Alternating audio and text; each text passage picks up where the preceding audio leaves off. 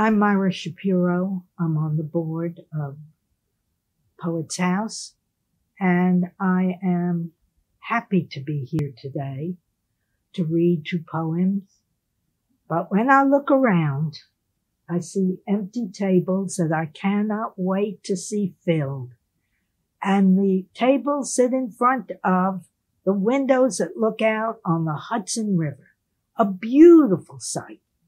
We are very lucky to be here among these 70,000 volumes of poetry, while the entrance to Poets House is under construction due to the flood that took place last fall.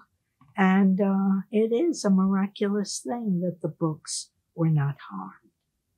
I also feel that in these stacks, we continue to be close to the people who wrote the poems way, way back and during our own lifetimes.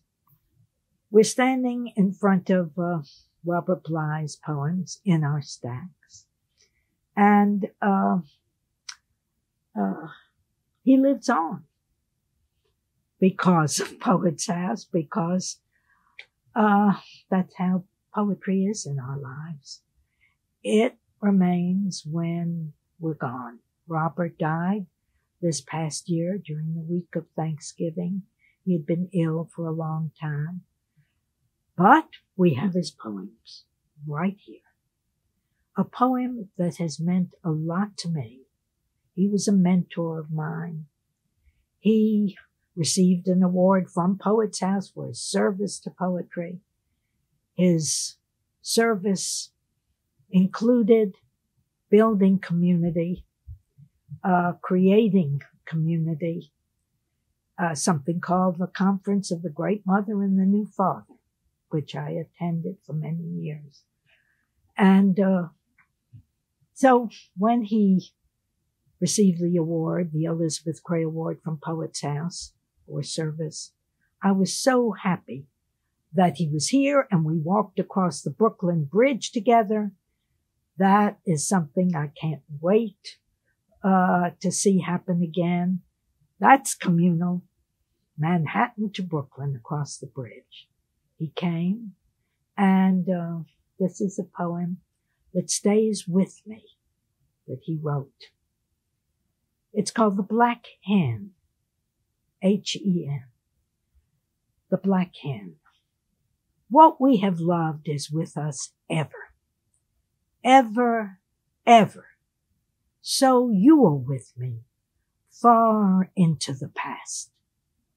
The oats of Egypt. Then I was a black hen.